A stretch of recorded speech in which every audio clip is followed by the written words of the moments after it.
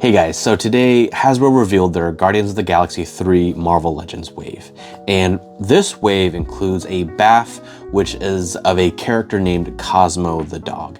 We saw this character, I think once or maybe twice before within the MCU, but clearly this character is gonna have a larger role in the upcoming film. So once revealed, there have been quite a few comments about the BAF not being very good, between it just being really small or just not being very interesting for a lot of people, to it just seeming like it's kind of a cheap thing for Hasbro to do. What I really want to do is get into why Hasbro doing the release this way is actually good for collectors.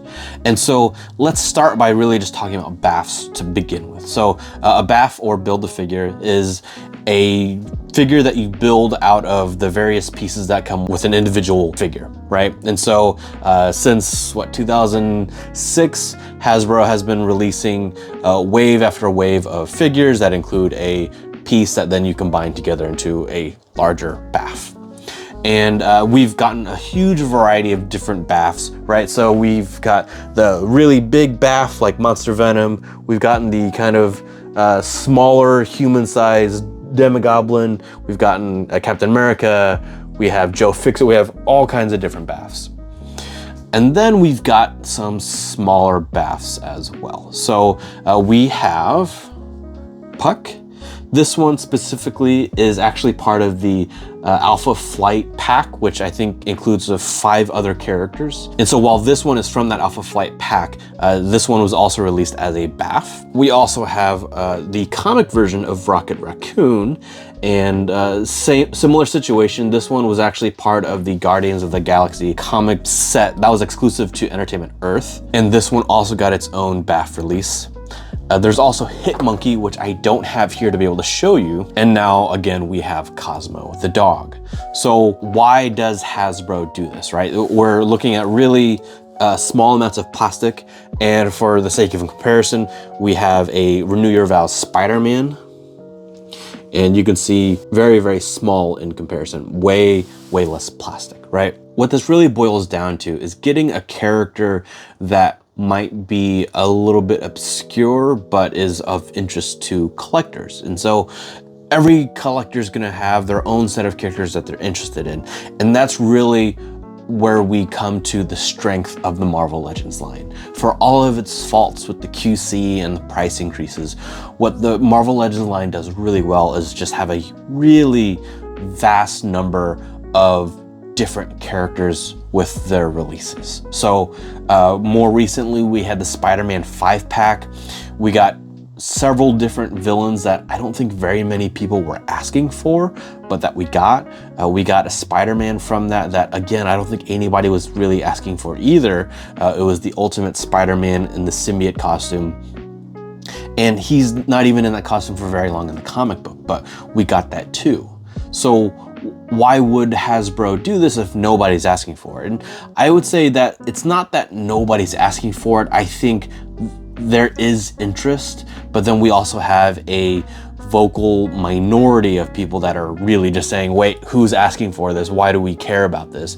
But there's so many more people that aren't actually vocal online about what they want, and they're just there collecting without, sharing anything, and they want those characters. So Hasbro is releasing them for those people. And what does that mean for everybody else? Well, that means that if there is a character that Hasbro hasn't released yet, then Hasbro releasing these types of weird characters like Puck, Raccoon, and now Cosmo the dog is evidence that Hasbro is trying to release those characters. One of my favorite characters in the 90s is Darkhawk. Very little known character, has a mild resurgence last year in a few comic books, but I always thought it was a really neat design, and I was super excited when they revealed his character, and I got him as soon as I could.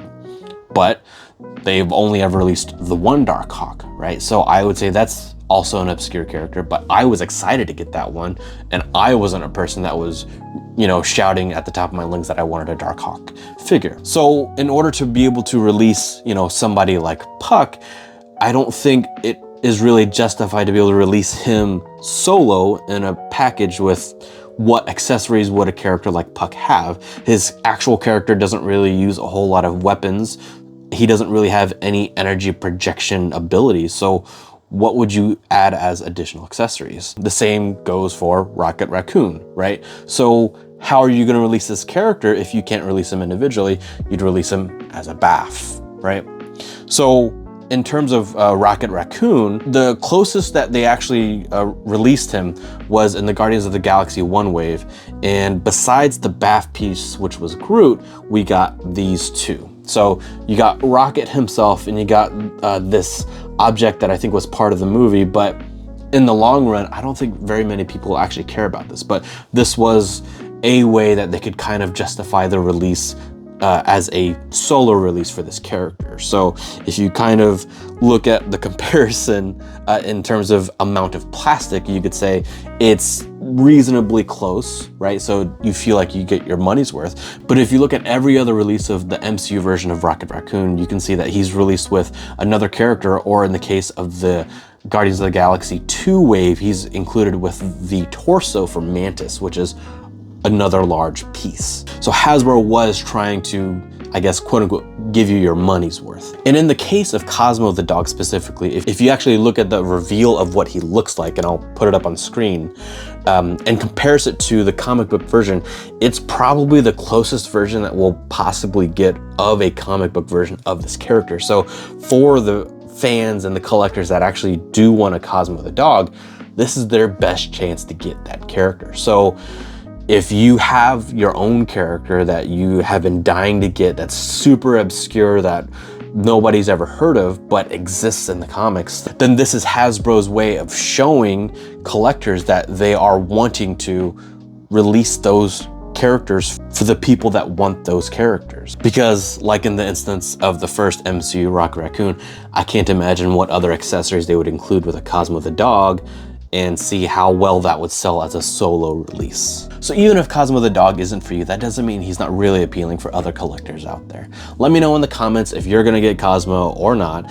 And if you like this video, then you might like the video where I talk about Hasbro's pricing strategy right here.